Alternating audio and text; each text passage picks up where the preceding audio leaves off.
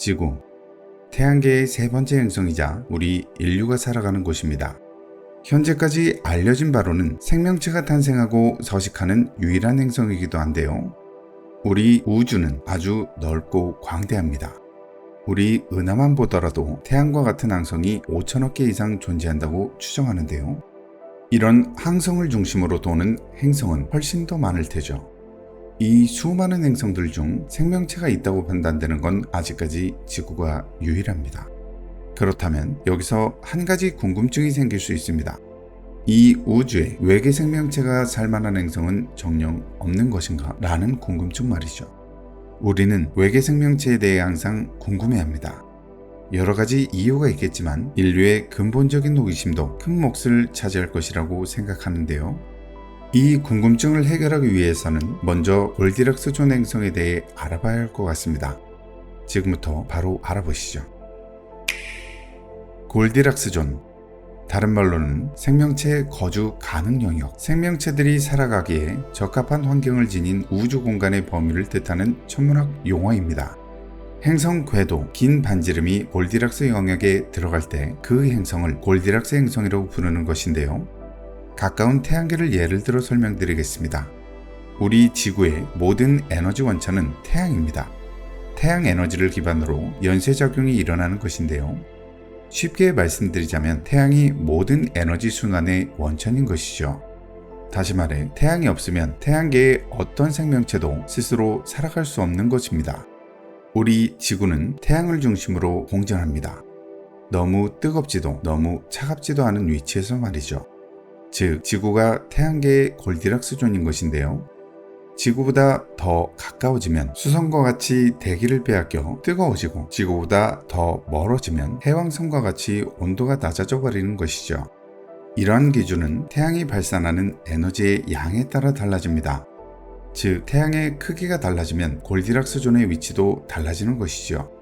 물론 골디락스 존에 위치한 행성이라도 테라포밍 없이 인류가 바로 살 수 있을 만큼의 환경이 조성되어 있다는 의미는 아닙니다.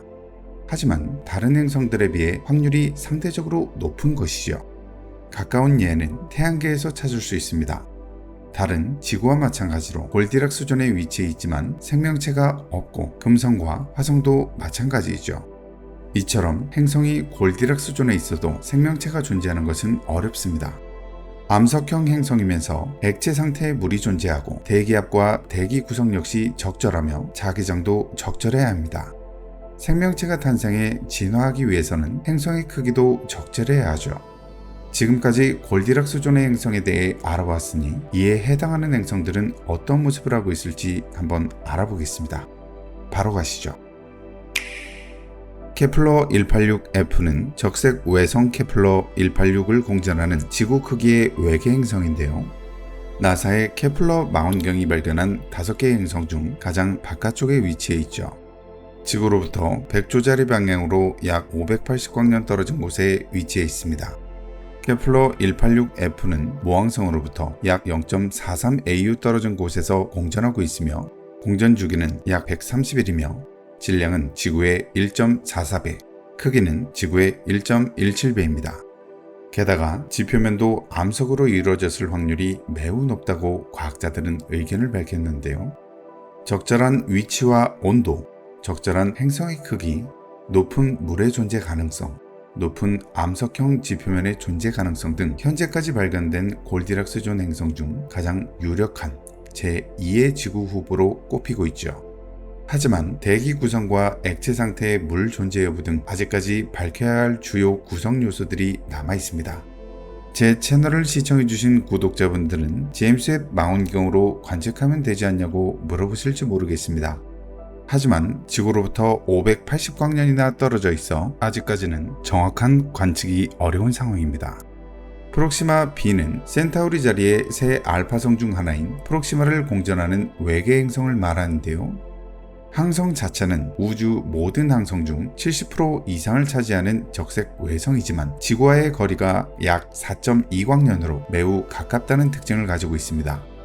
과학자들의 연구 결과 프록시마 B는 지표면에 액체 상태의 물이 존재할 가능성이 매우 높다고 하는데요. 지표면은 딱딱한 암석으로 구성되어 있으며 크기는 지구의 1.3배가량으로 비슷합니다. 이 행성의 공전 주기는 11.21로 모항성과의 거리도 750만 킬로에 불과하죠. 이는 태양과 지구 사이의 거리의 20분의 1에 해당하는 정도입니다. 하지만 모항성의 크기가 태양의 12%에 불과하기 때문에 액체 상태의 물이 존재할 가능성이 높은 것이죠. 프록시마 b는 심우주의 항성들 중 태양계와 가장 가까운 곳에 위치해 있습니다. 훗날 인류가 광년을 돌파할 기술을 얻게 된다면 가장 먼저 방문할 행성이라는 의미이기도 하죠. 정말 이곳에 생명체가 살고 있을지 아니면 인류가 살아갈 수 있는 환경일지 정말이지 궁금해지는데요. 다음으로는 로스 128b입니다. 지구로부터 약 11광년 떨어진 적색 외성 로스 128을 공전하는 행성으로 지구 환경과 매우 흡사한 환경을 가지고 있습니다. 충분한 대기와 액체 상태의 물이 존재할 가능성이 매우 높다고 추정 중이며 모항성과의 거리가 0.04AU로 공전 주기는 9일에 불과합니다. 현재까지 발견된 제2의 지구들 중 지구와 질량이 가장 비슷한 행성인데요. 지구 질량의 1.35배 정도이죠. 이러한 조건들에도 불구하고 차가운 행성일 것이라 추정하는데 평균 온도는 약 8도이며 영하 20도와 영하 60도를 오갈 것으로 예상합니다. 지금까지 유력한 제2의 지구 후보들을 만나보셨습니다. 이런 행성들이 있다는 것은 찾는 방법도 있다는 것이겠죠. 지금부터 한번 알아보겠습니다. 바로 가시죠. 첫 번째는 광도의 변화를 측정 분석하는 방법입니다. 태양과 같은 항성을 관측했을 때 밝기 변화가 일어나면 행성이 존재한다고 추측하는 방식인데요. 지구와 같은 행성은 스스로 빛을 내지 못하기 때문에 태양과 같은 항성의 빛을 받아 빛나는데요. 이러한 현상을 이용해 추측하는 방식인 것이죠. 얼마나 어두워지는지에 따라 행성의 크기를 추정해 볼 수 있습니다. 두 번째는 펄사를 활용한 방식입니다. 펄사란 맥동 전파원이라고도 불리는 고도로 자기화된 관측 가능한 전파의 형태로 전자기파의 광선을 내뿜는 중성자별을 말하는데요. 펄사는 전자신호를 주기적으로 보내기 때문에 주변에 행성이 있다면 신호가 주기적으로 변하죠. 이러한 현상을 이용해 주변에 항성이 있는지 추측 및 분석할 수 있는 것입니다. 세 번째는 도플러 효과를 이용한 방법입니다. 도플러 효과란 파원에서 나온 파동의 진도수가 실제 진동수와 다르게 관측되는 현상입니다. 도플러 효과로 인해 파장이 상대적으로 짧아질 때의 청색편이, 파장이 상대적으로 길어질 때를 적색편이라 하는데요. 이러한 파동의 파장 변이를 통해 파장을 내는 물체의 운동 상태를 쉽게 알 수 있죠. 항성이 내는 빛의 스펙트럼을 분석해 파장이 얼마나 변했는지 측정하는 방식으로 지구와의 거리를 알 수 있는 것인데요. 마지막으로 중력 렌즈를 이용한 방법입니다. 중력 렌즈 효과는 중력에 의해 빛이 굴절하는 현상인데요. 아인슈타인의 일반 상대성 이론에 의해 예측됐죠. 지금 보고 계신 영상은 블랙홀이 은하수를 배경으로 지나갈 경우에 중력 렌즈 효과를 시뮬레이션한 영상인데요.